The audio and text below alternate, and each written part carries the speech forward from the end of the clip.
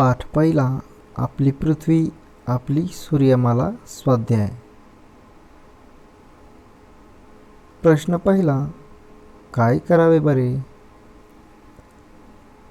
लघुग्रहांच्या पट्ट्यातील एक खगोलीय वस्तू निखळली आहे. ती आता सूर्याच्या दिशेने झेपावत आहे. आपली पृथ्वी नेमकी तिच्या मार्गात येणार आहे.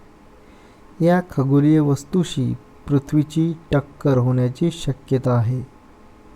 ही टक्कर टाळण्यासाठी तुम्ही कोणता उपाय सुचवाल? उत्तर आहे, लघुग्रहांच्या पट्ट्यातील एक खगोलीय वस्तू निखळली आणि जर पृथ्वीशी तिची टक्कर होणार असेल तर ती टक्कर रोखण्यासाठी आज अनेक मार्ग उपलब्ध आहेत. एक, त्या खगोलीय वस्तूवर एखाद्या अस्त्राचा मारा करून त्याचे रूपांतर छोट्या छोट्या तुकड्यात करता येईल. त्यामुळे त्याच्या धक्क्याने होणारे नुकसान कमी करता येईल. 2. पृथ्वीच्या दिशेने येणाऱ्या त्या खगोलीय वस्तूचा मार्ग बदलता येईल आणि ज्या ठिकाणी हानी होणार नाही त्या ठिकाणी ती पाडता येईल. प्रश्न दुसरा. जरा डोके चालवा. सूर्य अचानक गडप झाला तर आपल्या सूर्यमालेचे काय होईल? उत्तर. सूर्य गडप झाल्यावर सर्वात आधी घडणारी गोष्ट म्हणजे पृथ्वी इतर सर्व ग्रहांसह अवकाशात भरकटली जाईल. आपल्या सौरमालेत सौर यंत्रणेमध्ये एक प्रकारचा गोंधळ उडून जाईल. काही ग्रह एकमेकांवर आदळू शकतील. दिन-रातचे जे चक्र आहे ते चक्र नष्ट होईल. आसपास ताराच नसल्याने सर्वत्र अंधार होईल. वनस्पती नष्ट होतील व हळूहळू शाकाहारी प्राणी मृत्यू पावतील व पाठोपाठ मांसाहारी प्राणी मरतील.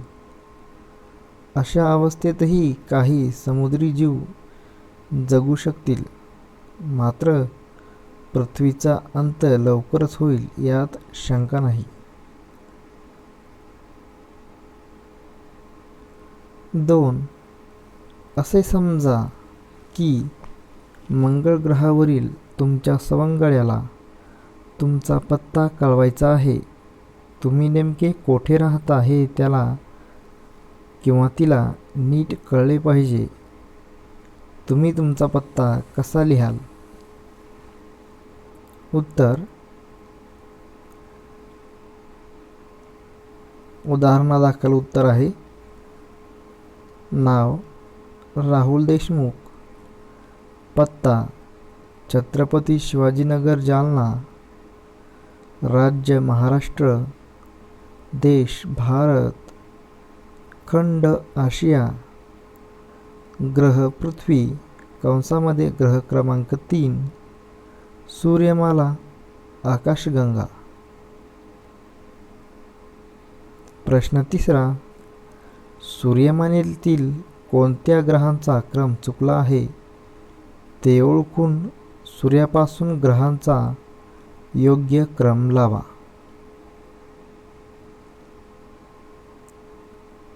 तर याचं उत्तर आहे, जर आपण या चित्राचे निरीक्षण केले तर आपल्याला असे आढळून येईल की पृथ्वी आणि मंगळ, शनी आणि गुरु या ग्रहांची अदलाबदल झालेली आहे. त्यांची जागेंची अदलाबदल झालेली आहे.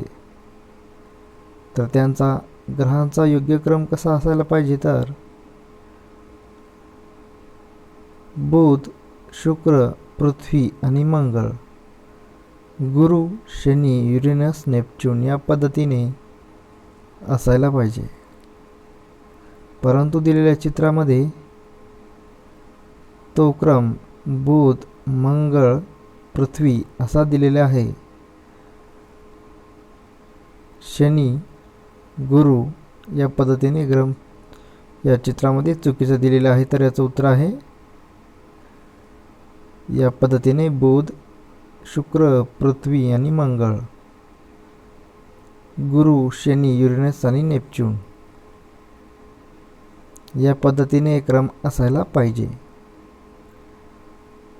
प्रश्न चौथा, मी कोण?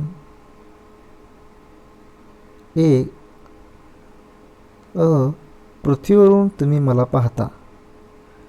तुम्हाला दिसणाऱ्या माझ्या प्रकाशित भागात नियमितपणे बदल होतो. उत्तर हा आहे चंद्र.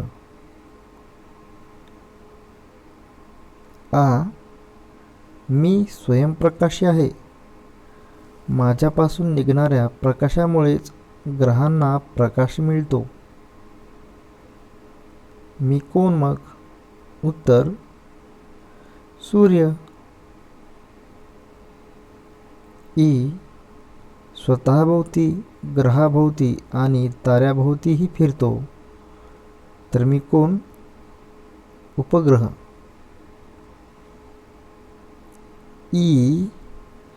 मी स्वतःभोवतीही फिरतो आणि ताऱ्याभोवती प्रदक्षिणा घालतो. उत्तर ग्रह.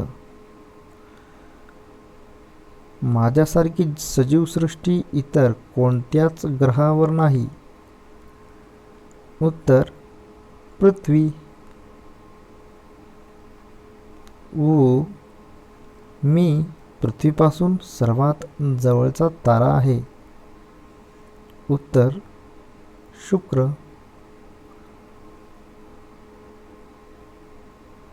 प्रश्न 5वा, खालील प्रश्नांची उत्तरे लिहा.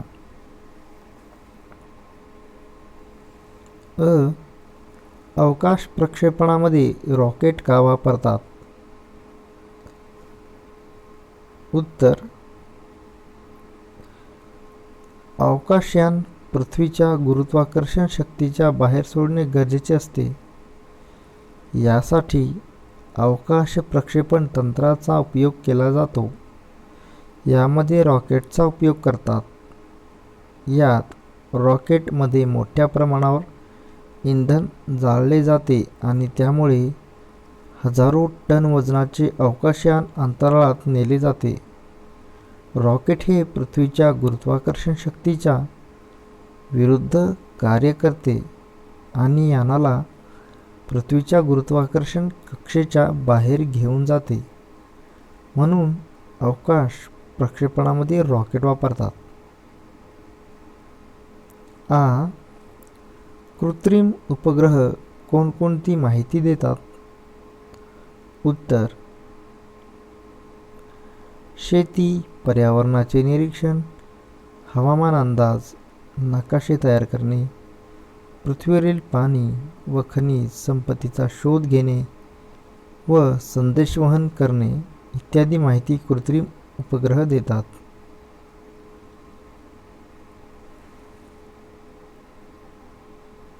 पाठ 2, पृथ्वीचे फिरणे. स्वाध्याय. प्रश्न 1, काय करावे बरे? अमितला त्याच्या आजीला घेऊन ऑस्ट्रेलियाला जायचे आहे. आजीला थंडीचा त्रास होतो. तर त्यांनी ऑस्ट्रेलियाला कोणत्या कालावधीत जावे? उत्तर ऑस्ट्रेलिया देश दक्षिण गोलार्धात आहे.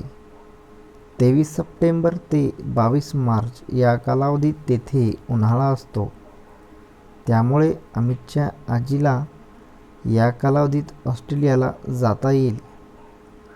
त्यांना थंडीचा त्रास असल्याने 22 मार्च ते 23 सप्टेंबर या कालावधीत त्यांनी ऑस्ट्रेलियाला जाऊ नये, कारण तेव्हा तेथे हिवाळा असतो. प्रश्न 2, जरा डोके चालवा.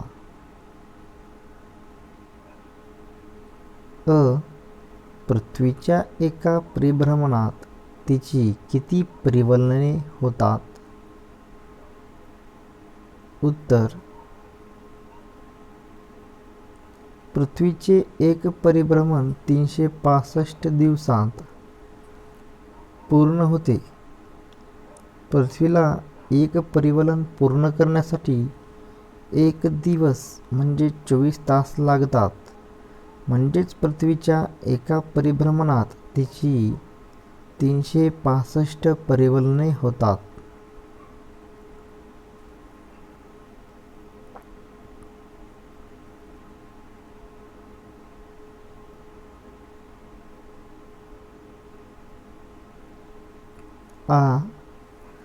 अरुणाचल प्रदेशातील इटानगर येथे सूर्योदय झाला आहे. पुढील शहरांमध्ये होणाऱ्या सूर्योदयाचा क्रम त्यापुढे लिहा. मुंबई, महाराष्ट्रातील मुंबई, पश्चिम बंगालमधील कोलकाता, मध्य प्रदेशमधील भोपाळ, महाराष्ट्रातील नागपूर. तर याचा उत्तर आहे, सूर्योदयाचा क्रम कसा होईल तर अगोदर पश्चिम बंगालमधील कोलकाता, मध्य प्रदेशातील भोपाळ, नंतर महाराष्ट्रातील नागपूर, नंतर महाराष्ट्रातील मुंबई.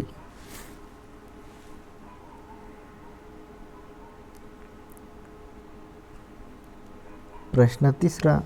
रिकाम्या जागी योग्य शब्द भरा. पृथ्वीच्या स्वतःभोवतीच्या फिरण्यास टिंब म्हणतात. उत्तर: परिवलन. पृथ्वीच्या सूर्याभोवतीच्या फिरण्यास टिंब म्हणतात. उत्तर: परिभ्रमण. पृथ्वीच्या स्वतःभोवतीच्या फिरण्यास परिभ्रमण म्हणतात. पृथ्वीच्या परिवलनामुळे टिंब होते. उत्तर: दिवस व रात्र. पृथ्वीच्या परिवलनामुळे दिवस व रात्र होते. प्रश्न 4. कशाला म्हणतात? पौर्णिमा. उत्तर: सूर्याचा प्रकाश चंद्रावर पडल्याने तो आपल्याला पृथ्वीवरून दिसतो. ज्या रात्री पृथ्वीवरून चंद्राचा पूर्ण भाग आपल्याला दिसतो त्याला पौर्णिमा असे म्हणतात. अमावास्या. अमावास्या कशाला म्हणतात तर याचं उत्तर आहे, ज्या रात्री पृथ्वीवरून चंद्राचा कोणताच भाग दिसत नाही त्या रात्रीला अमावास्या म्हणतात.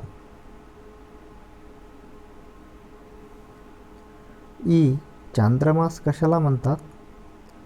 उत्तर: एका अमावस्येपासून दुसऱ्या अमावस्येपर्यंतचा काळ सुमारे 28 ते 30 दिवसांचा असतो.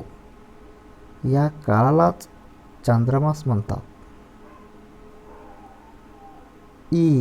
तिथी कशाला म्हणतात? उत्तर: चांद्रमासातील प्रत्येक दिवसाला तिथी असे म्हणतात. प्रश्न 5. प्रश्नांची उत्तरे लिहा. विषुववृत्त म्हणजे काय? उत्तर: उत्तर आणि दक्षिण ध्रुवांच्या मध्यावर पृथ्वीच्या पृष्ठभागावर एक वर्तुळ काढल्यास पृथ्वीचे 2 समान भाग होतात. पृथ्वीवर काढलेल्या या काल्पनिक वर्तुळाला विषुववृत्त असे म्हणतात. विषुववृत्तामुळे निर्माण होणारे पृथ्वीचे 2 भाग कोणते? उत्तर: विषुववृत्तामुळे निर्माण होणारे पृथ्वीचे 2 भाग उत्तर गोलार्ध आणि दक्षिण गोलार्ध हे आहेत. पाठ 3. पृथ्वी आणि जीवसृष्टी स्वाध्याय. प्रश्न पहिला, काय करावे बरे? उन्हात फिरले की त्वचेवर चट्टे पडतात. उत्तर, उन्हातल्या दाहक व घातक किरणांनी आपली त्वचा भाजल्यासारखी होते. हे होऊ नये म्हणून शक्यतो कडक उन्हात फिरू नये. बाहेर जाणे आवश्यकच असेल तर छत्री घ्यावी. हातपाय झाकले जातील असे सुती कपडे वापरावेत. सनस्क्रीन मलम लावावे. चेहऱ्याचे रुमाल बांधून संरक्षण करावे. घरी परतल्यावर गार पाण्याचे हबके मारावेत. त्यामुळे त्वचेचे तापमान खाली उतरायला मदत होईल. प्रश्न दुसरा, जरा डोके चालवा. सूक्ष्मजीव महत्त्वाचे का आहेत? उत्तर, पृथ्वीतलावरच्या प्रत्येक आवरणात सूक्ष्मजीव आहेत. हे सूक्ष्मजीव अनेक कार्य करत असतात. अन्नसाखळीतही त्यांची जागा आहे.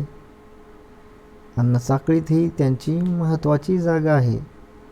वनस्पतींच्या व प्राण्यांच्या मृत अवशेषांपासून सूक्ष्मजीव पुन्हा माती व क्षार बनवतात.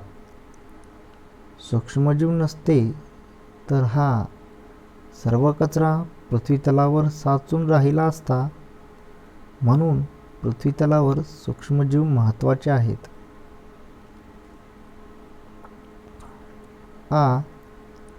समुद्रातून मिळणारे अन्न यावर विचार करा, माहिती मिळवा आणि 10 ओळी लिहा. उत्तर, समुद्रात अनेक सागरी जीव राहत असतात. यांपैकी काही माणसाचे अन्न आहेत. सागरात आढळणाऱ्या तऱ्हेतऱ्हेच्या माशांपैकी काही जाती खाद्य म्हणून वापरल्या जातात. माशांतील उत्कृष्ट प्रथिने व मेदाम्ले यामुळे चांगले पोषण होते. खेकडा, कोळंबी, शेवंडे असे कवचधारी प्राणी जगभरात आवडीने खाल्ले जातात.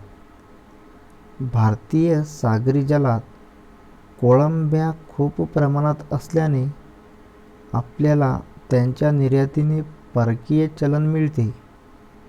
शिंपले, माकले, कालव अशा मृदुकाय प्राण्यांना पण अन्न म्हणून मागणी असते. समुद्रात निरनिराळी शेवाळे असतात. भारतात ती खाल्ली जात नसली तरी इतर आशियाई देशांतल्या लोकांचे ते आवडते अन्न आहे. समुद्री शेवाळापासून अगार हा पदार्थ तयार करतात. अगारचा वापर जेली व पुडिंग घट्ट करण्यासाठी वापरतात. प्रश्न तिसरा, खालील प्रश्नांची उत्तरे लिहा.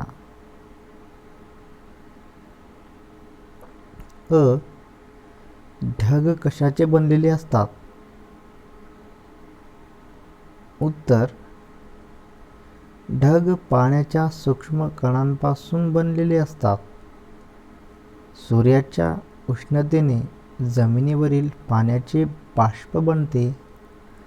हे बाष्प हवेपेक्षा हलके असल्याने वातावरणात उंचावर जाते. येथे बाष्पाचे संघनन होऊन त्यापासून पाण्याचे सूक्ष्म कण बनतात. हेच कण ढग बनून तरंगत राहतात. जीवावरण कशाला म्हणतात?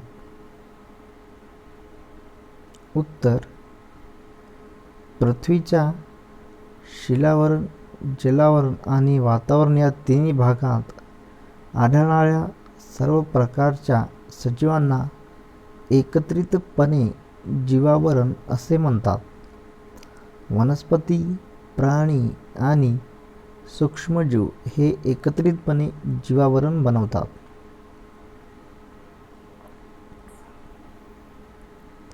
ई. तुमच्या परिसरात असणाऱ्या विविध भूरूपांची यादी तयार करा.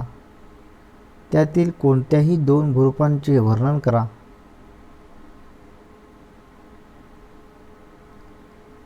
तर याचं उदाहरणादाखल उत्तर असेल.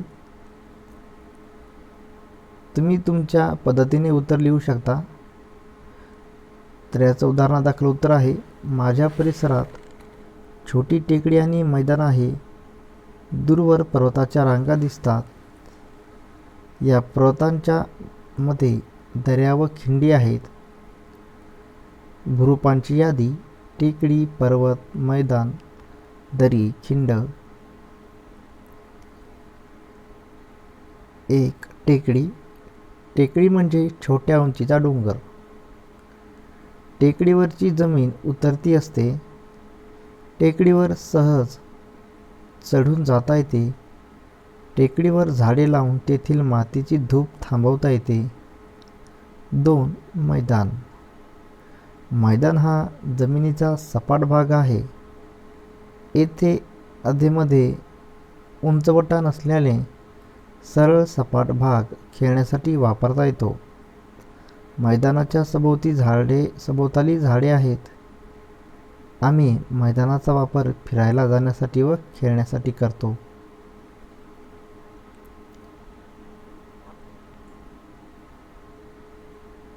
प्रश्न 4.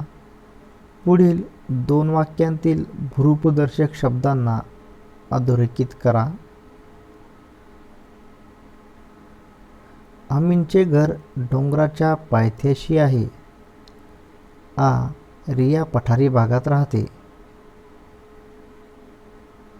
आमींचे घर डोंगराच्या पायथ्याशी आहे या वाक्यात आहेत भूरूपदर्शक शब्द डोंगराच्या पायथ्याशी. आ. रिया पठारी भागात राहते या वाक्यात भूरूपदर्शक शब्द आहे पठारी भागात. प्रश्न 5. माहिती लिहा. बाष्पीभवन. उत्तर: उष्णतेमुळे द्रवाचे बाष्पात रूपांतर होते. या क्रियेला बाष्पीभवन म्हणतात. पृथ्वीवरील पाण्याचे सूर्याच्या उष्णतेने सतत बाष्प होत असते. जमिनीत जिरलेल्या पाण्याचेही बाष्प बनत असते.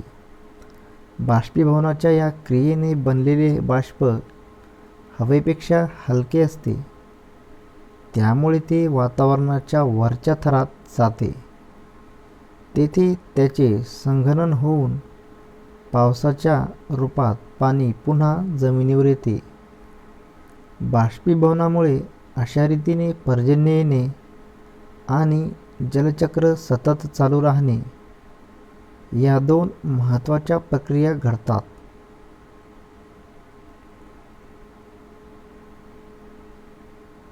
आ. संघनन. उत्तर: संघनन म्हणजे बाष्प थंड होऊन त्याचे द्रवात रूपांतरण होण्याची क्रिया.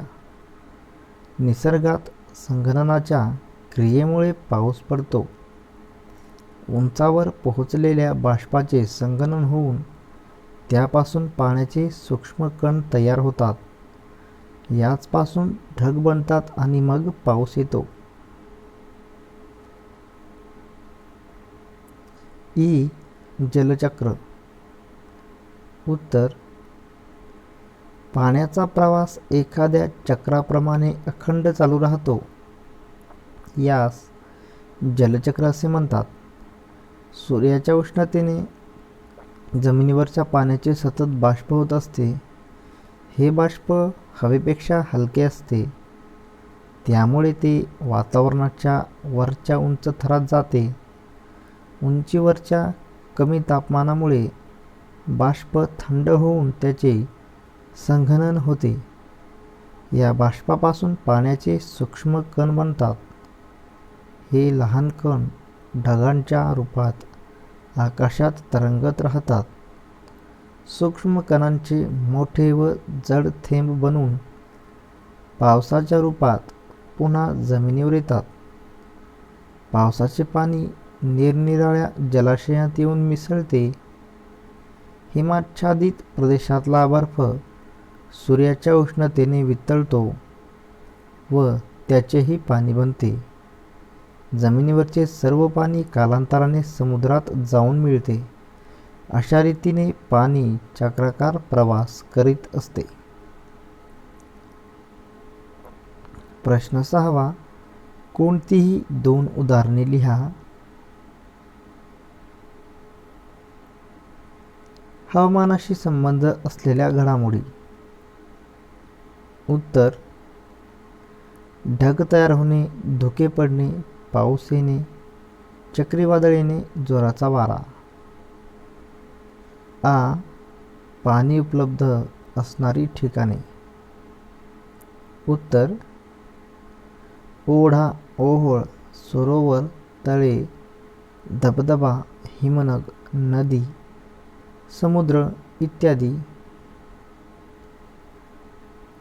प्रश्न 7. जलचक्राची नामनिर्देशित आकृती काढा. तर याचं उत्तर आहे, याप्रमाणे आपल्याला जलचक्राची नामनिर्देशित आकृती काढता येईल. तुम्ही या पद्धतीने आकृती काढू शकता.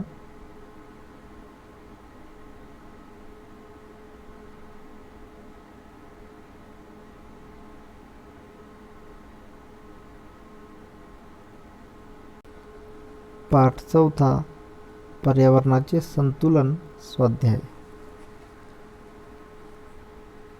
प्रश्न 1. काय करावे बरे? कीटकनाशक न वापरता धान्यातील किडे घालवायचे आहेत. तर काय करावे बरे? उत्तर: धान्याला उन्हात वाळवावे. सूर्याच्या तीव्र उन्हामुळे धान्यातील अळ्या, कीटक नाहीसे होतात. ज्या हवाबंद डब्यात आपल्याला धान्य साठवून ठेवायचे आहे त्यामध्ये कडुलिंबाचा पाला ठेवावा. कडुलिंब हे कीटकाचा नायनाट करतात. चणे, पावटा यासारख्या धान्याला मातीचा लेप लावून सूर्यप्रकाशात सुकवल्याने धान्य खराब होण्याचा धोका टळतो. ज्या ठिकाणी धान्याची साठवणूक करायची आहे ती जागा स्वच्छ आणि कोरडी असावी. त्या ठिकाणी हवा खेळती असावी.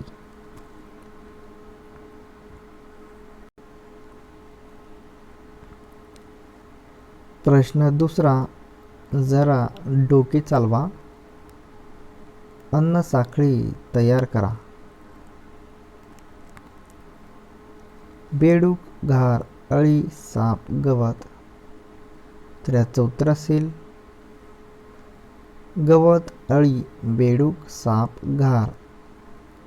गवत अळी खाते, अळीला बेडूक खाते, बेडकाला साप खाते, सापाला घार खाते. प्रश्न 3. खालील प्रश्नांची उत्तरे लिहा. अन्न साखळी म्हणजे काय? उदाहरण लिहा. उत्तर: पर्यावरणातील प्रत्येक सजीव हा अन्नासाठी दुसऱ्या सजीवावर अवलंबून असतो. असे पर्यावरणातील वेगवेगळे घटक अन्नामुळे परस्परांशी जोडले गेले आहेत. म्हणून ते एका साखळीचे घटक आहेत. अशा साखळीला अन्न साखळी असे म्हणतात. अन्न साखळीचे उदाहरण: गवताला अळी खाते, अळीला बेडूक खातो, बेडकाला साप खातो आणि सापाला घार खाते. ही एक प्रकारची अन्न साखळी आहे.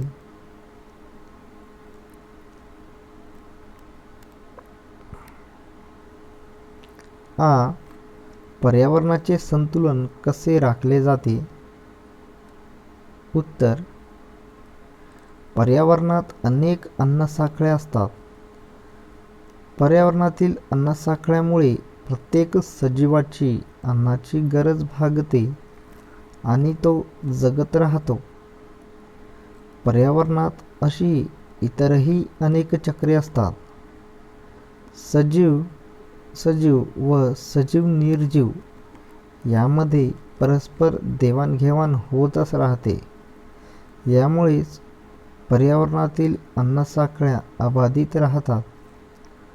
पर्यावरणातील सर्व चक्रे अखंडपणे चालू राहिले की पर्यावरणाचे संतुलन राखले जाते.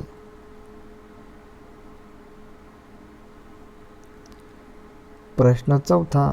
वनस्पतींच्या वाढीसाठी जमिनीतील कोणत्या पदार्थांचा वापर आवश्यक आहे? उत्तर: वनस्पतींच्या वाढीसाठी जमिनीतील पोषक पदार्थांची आवश्यकता असते. पालापाचोळा, प्राण्यांची मृत शरीरे, मलमूत्र हे पदार्थ कुजवण्याचे काम मातीतील सूक्ष्मजीव करतात. यामुळे मातीमध्ये वनस्पतींना पोषक असे पदार्थ तयार होतात. त्यांचा वापर करून वनस्पती वाढतात.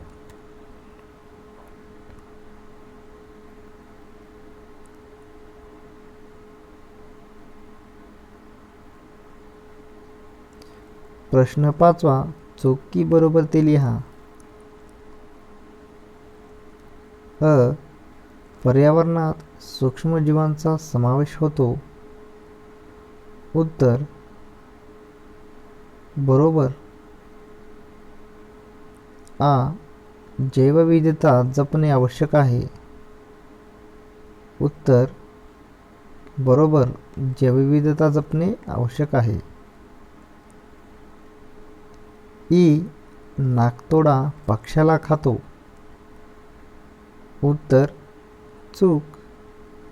कारण नाकतोडा पक्ष्याला खाऊ शकत नाही, तर पक्षीच नाकतोड्याला खाऊ शकतात.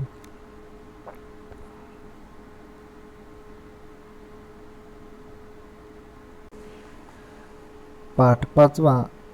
कुटुंबातील मूल्य. स्वाध्याय.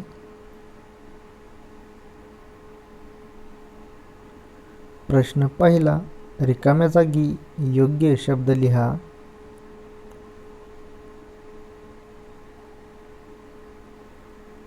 अ. प्रामाणिकपणा ही आपली टिंब असते. उत्तर: ताकद. प्रामाणिकपणा ही आपली ताकद असते. आ. सामाजिक जीवनात सर्वांना टिंब गरज असते. उत्तर: सहकार्याची. सामाजिक जीवनात सर्वांना सहकार्याची गरज असते. ई. आपल्या देशात डॅश वृत्तीला विशेष महत्त्व आहे. उत्तर: सहिष्णु. आपल्या देशात सहिष्णु वृत्तीला विशेष महत्त्व आहे. प्रश्न 2. पुढील प्रश्नांची एका वाक्यात उत्तरे लिहा.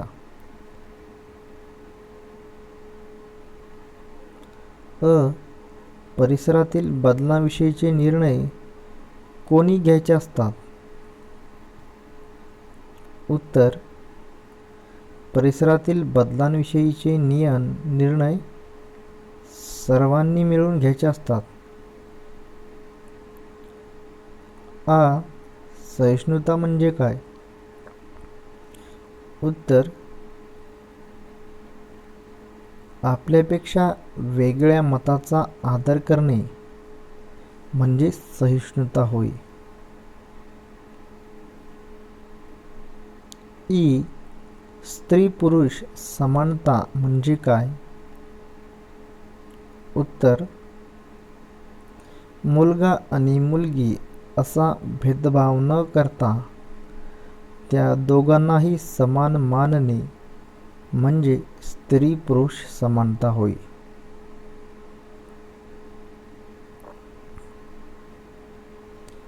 ई. स्त्री पुरुषांच्या समान गरजा कोणत्या? उत्तर: अन्न, वस्त्र, निवारा, आरोग्य आणि शिक्षण या स्त्री पुरुषांच्या समान गरजा आहेत. प्रश्न 3.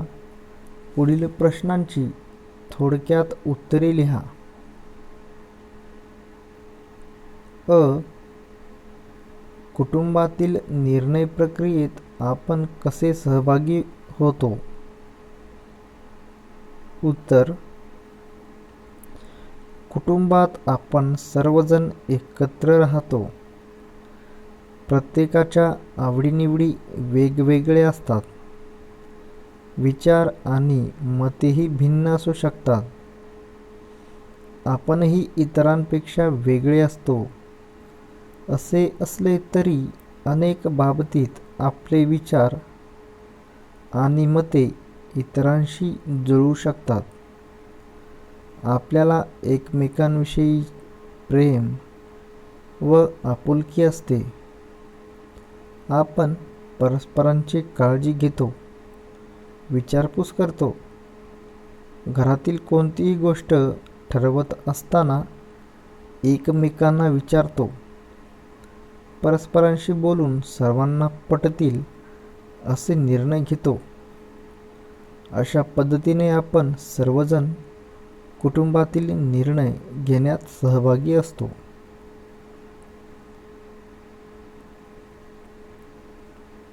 आ. सहिष्णुतेची भावना कशी निर्माण होते? उत्तर: आपले मत सर्वोत्तम न मानता इतरांच्या मतांचा देखील आदर करणे म्हणजे सहिष्णुता होय. सहिष्णुता ही सामाजिक सलोख्याची पायरी असल्याने ती आपल्याला इतरांचा देखील विचार करायला भाग पाडते. यातूनच सहिष्णुतेची भावना निर्माण होते.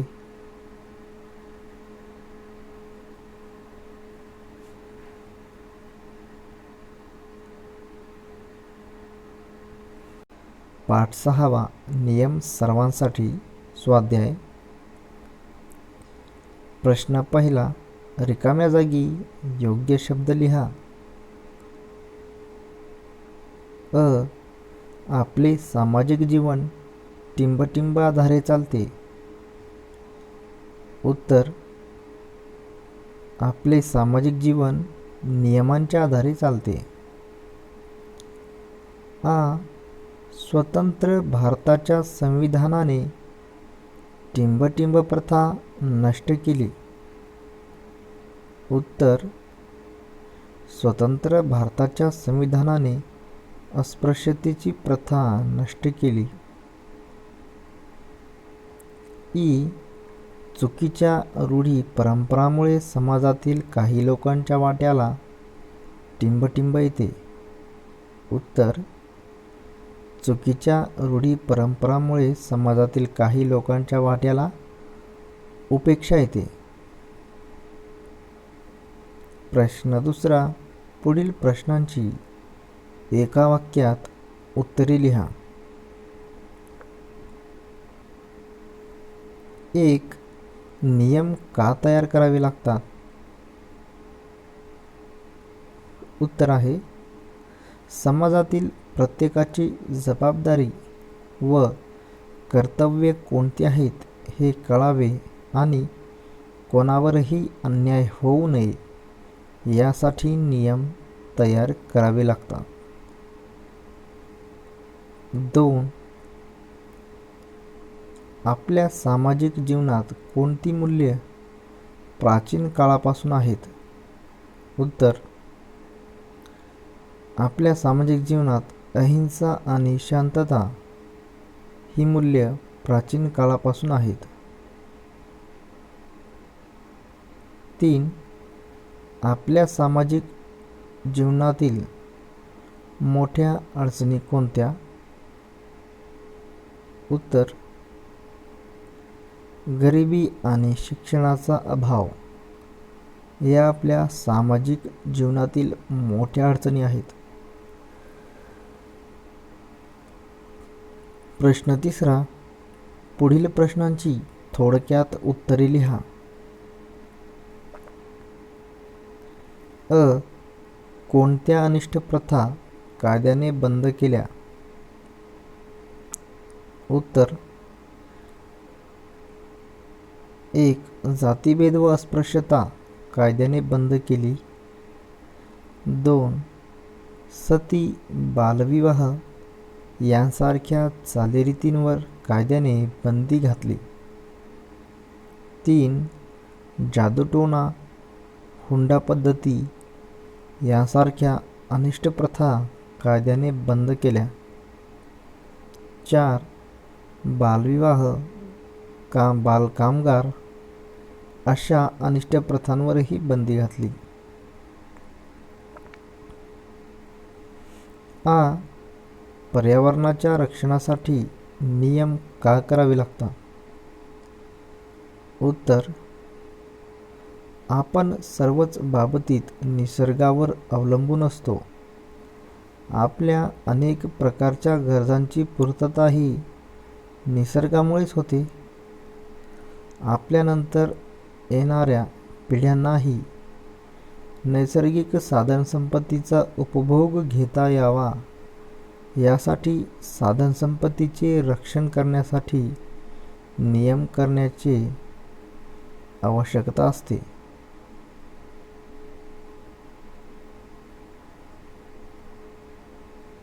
पाठ 7.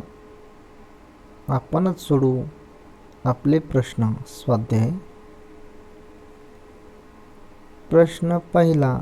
रिकाम्या जागी योग्य शब्द लिहा. अ. समस्यांकडे डोळेझाक केल्यावर त्या अधिक टिंबटिंब बनतात.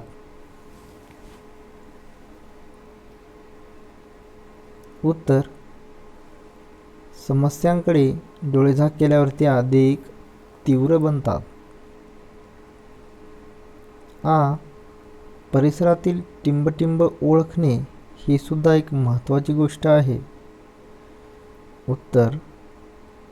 परिसरातील समस्या ओळखणे ही सुद्धा एक महत्त्वाची गोष्ट आहे. प्रश्न दुसरा. पुढील प्रश्नांची एका वाक्यात उत्तरे लिहा. अ. सार्वजनिक समस्या म्हणजे काय? उत्तर. आपल्या गावातील किंवा शहरातील लोकांना ज्या अडचणी येतात किंवा जे प्रश्न भेडसावतात त्यांना सार्वजनिक समस्या असे म्हणतात. आ. सार्वजनिक समस्या कशा सुटू शकतात? उत्तर. सार्वजनिक समस्या सर्वांच्या प्रयत्नाने आणि सर्वांच्या सहभागातून सुटू शकतात.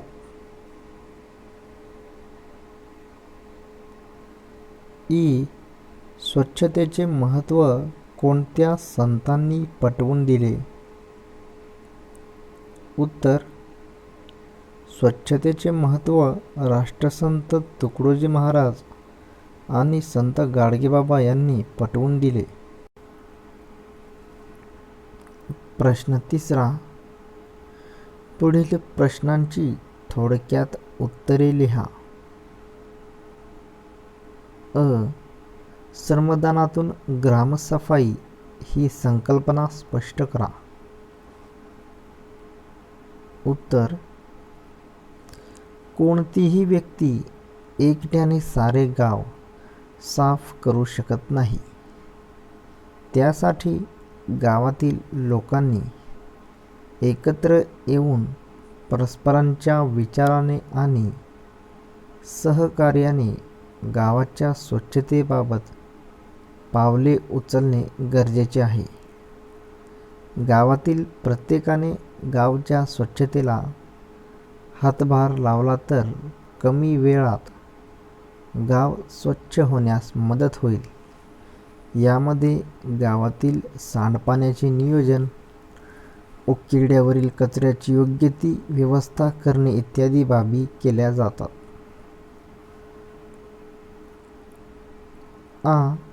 शांततेला पूरक वातावरण कसे निर्माण करता येईल? उत्तर: शांततेला पूरक वातावरण निर्माण होण्यासाठी समाजातील सर्व घटकांच्या मूलभूत गरजांची पूर्तता होणे आवश्यक आहे. प्रत्येकाला आवश्यक ती सुरक्षा मिळाली पाहिजे. समाजातील शोषण थांबवले पाहिजे. समाजातील विषमता कमी केली पाहिजे. सार्वजनिक जीवनात सहभागी होण्याची संधी प्रत्येकाला मिळवून दिली पाहिजे. सर्वांनी शांततेचे महत्त्व समजावून घेतले पाहिजे.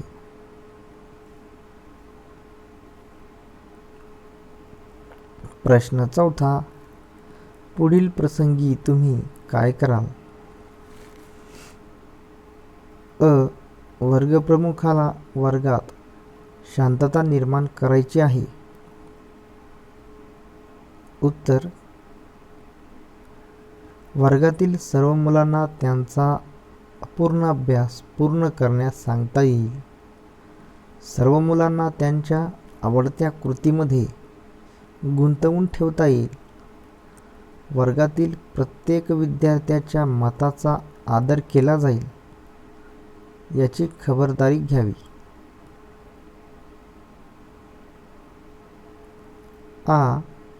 गणित विषयाचे शिक्षक काही अपरिहार्य कारणास्तव आज वर्गात येऊ शकत नाहीत. उत्तर: मागील तासाला शिकवलेल्या गणितांची उजळणी करेन. वर्गप्रमुखाने दिलेल्या सूचनांचे पालन करेन. ज्या पद्धतीची गणिते सोडवायला कठीण जातात त्यांचा अधिक सराव करेन. क्रीडांगणावर खेळाच्या सामन्याच्या वेळी 2 संघांमध्ये वाद निर्माण झाला आहे.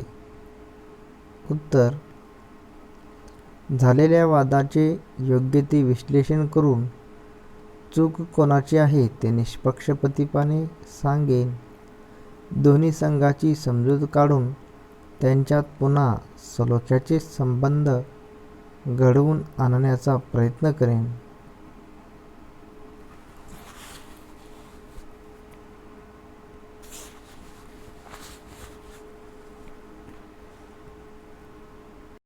पाठ 8.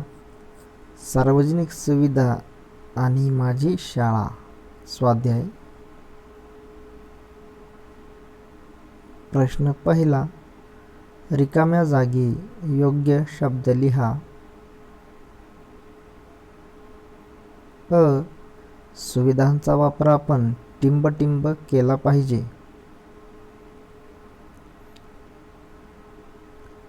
उत्तर: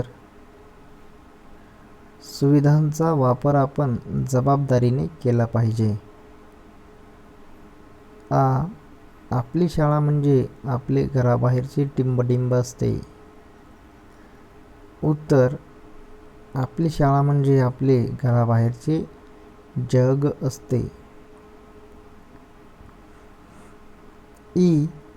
शाळेच्या जडणघडणीत टिंबटिंब वाटा असतो. उत्तर: शाळेच्या जडणघडणीत समाजाचा वाटा असतो. प्रश्न 2. पुढील प्रश्नांची एका वाक्यात उत्तरे लिहा. महत्त्वाच्या सार्वजनिक सेवा कोणत्या आहेत?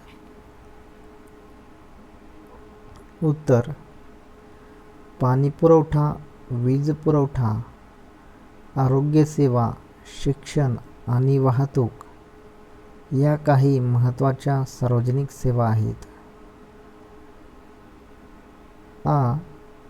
सार्वजनिक व्यवस्था कशी निर्माण होते?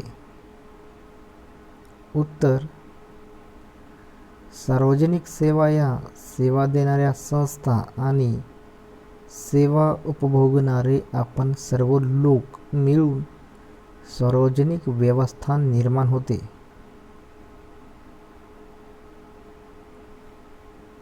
ई.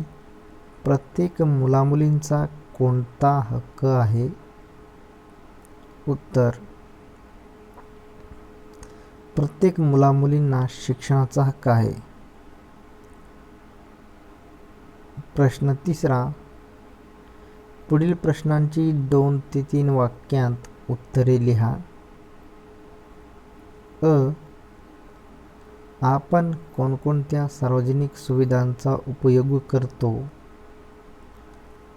उत्तर: आपण बस सेवा, रेल्वे सेवा इत्यादी सार्वजनिक वाहतूक सेवा, टपाल, दूरध्वनी, अग्निशमन दल, पोलीस, बँका, नाट्यगृहे, बाग बगीचे यांसारख्या सार्वजनिक सेवांचा आपण वापर करतो. आ. शाळेत शिक्षक, पालक आणि माता पालक संघ का असावेत?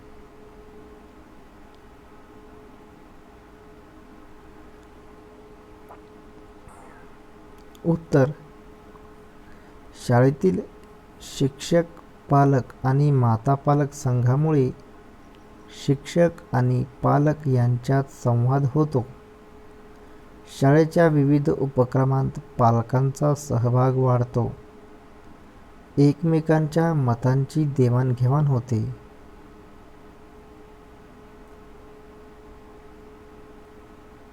प्रश्न चौथा. काय होईल ते लिहा. अ. मुलामुलींना शिक्षणाचा समान हक्क दिला नाही तर? उत्तर: मुलींचे शिकण्याचे प्रमाण कमी होईल. समाजामध्ये विषमता निर्माण होईल. समाजात निरक्षरतेचे प्रमाण वाढीस लागेल. आ. समाजाने शाळेला मदत केली नाही तर? काय होईल? शाळेच्या प्रगतीला अडथळे निर्माण होतील. विद्यार्थ्यांच्या प्रगतीमध्ये अडथळे निर्माण होतील. शाळेच्या समस्या वाढतील.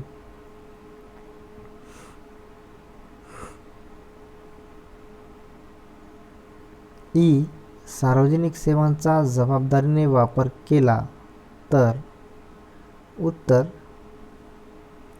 सार्वजनिक सुविधांची कार्यक्षमता वाढेल.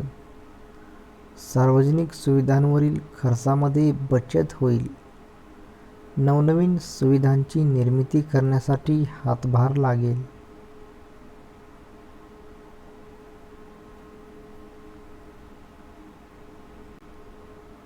पाठ 9.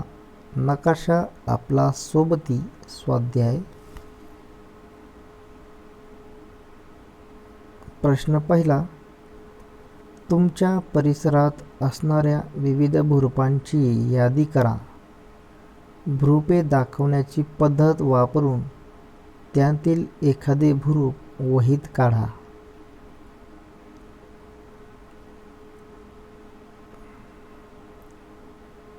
उत्तर: तुम्ही तुमच्या परिसराच्या निरीक्षणावरून हे उत्तर देऊ शकता. उदाहरणादाखल उत्तर आहे हे तुम्ही बघू शकता. भुरुपांची यादी: डोंगर, अंबागड, गायखुरी, टेकड्या, गायमुख, चांदपूर, भीमसेन पवनी मैदान, वैनगंगा नदीचे मैदान. यामध्ये सूची दिलेली आहे. जास्त उंचीचा प्रदेश, मध्यम उंचीचा प्रदेश, तालुका, मुख्य ठिकाण. तर या पद्धतीने तुम्ही उत्तर लिहू शकता.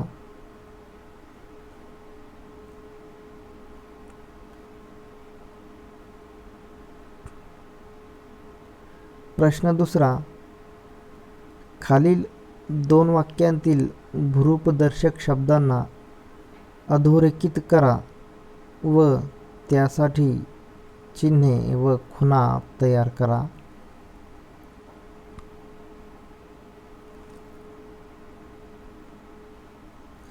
वाक्य: सोनाली टकमक डोंगराच्या पलीकडे राहते. तर या वाक्यामध्ये भूरूपदर्शक शब्द आहेत. डोंगराच्या म्हणजेच डोंगर. भूरूपदर्शक शब्द डोंगराच्या म्हणजेच डोंगर हा भूरूपदर्शक शब्द आहे आणि यासाठी चिन्हे व खुणा या पद्धतीने असेल.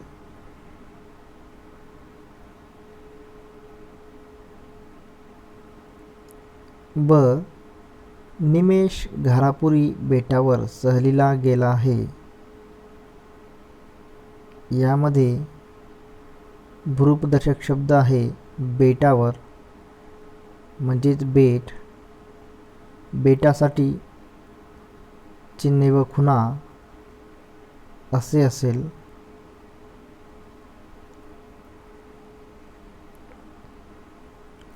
प्रश्न तिसरा. खालील घटकांसाठी चिन्हे व खुणा तयार करा.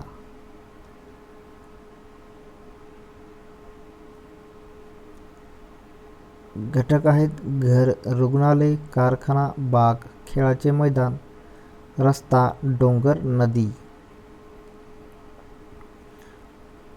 तर यासाठी आपल्याला चिन्हे व खुणा तयार करायचे आहेत. तर याचं उत्तर आहे घर. घरासाठी चिन्हे व खुणा असे असेल. रुग्णालयासाठी कारखाना. कारखान्यासाठी चिन्हे व खुणा असे असेल. बाग. बागेसाठी या पद्धतीने. खेळाचे मैदान. खेळाच्या मैदानासाठी या पद्धतीने. रस्ता. रस्त्यासाठी चिन्हे व खुणा या असे असेल. डोंगर. डोंगरसाठी या पद्धतीने आणि नदी. नदीसाठी या प्रकारे. प्रश्न चौथा. सोबतचा नकाशा रंगसंगतीच्या आधारे उंची दाखवतो, परंतु त्यातील एक रंगसंगती चुकली आहे. त्या जागी कोणती रंगसंगती योग्य आहे ते नोंदवा.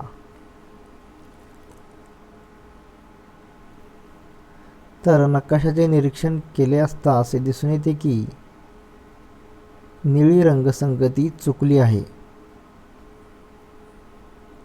त्या जागी हिरवी रंगसंगती योग्य आहे.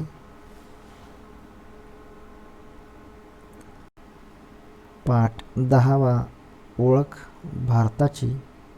स्वाध्याय. प्रश्न पहिला. पुढील विधानांतील चूक दुरुस्त करून विधाने वहीत लिहा. अ.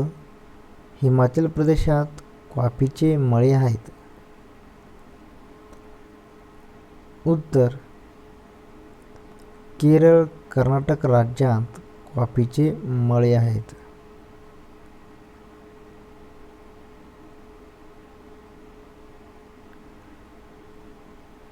आ. कोकण प्रदेश भारताच्या पूर्व भागात आहे.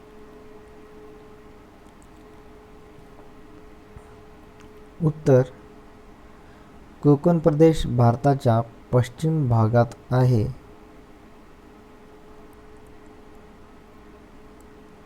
ई. त्रिपुरा राज्य आकारमानाने सर्वात लहान राज्य आहे.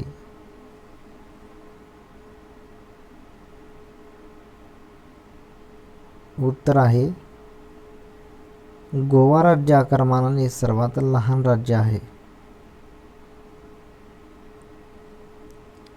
ई. साबरमती नदी मध्य प्रदेशातून वाहते.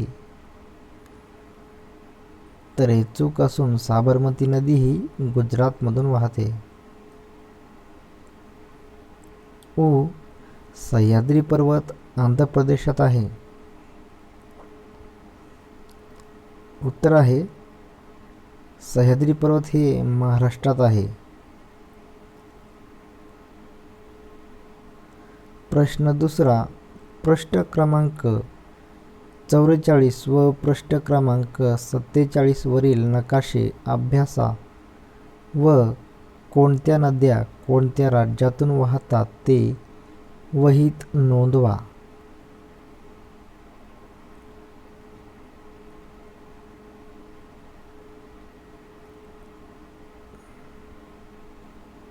नद्या व त्या वाहत असलेली राज्य.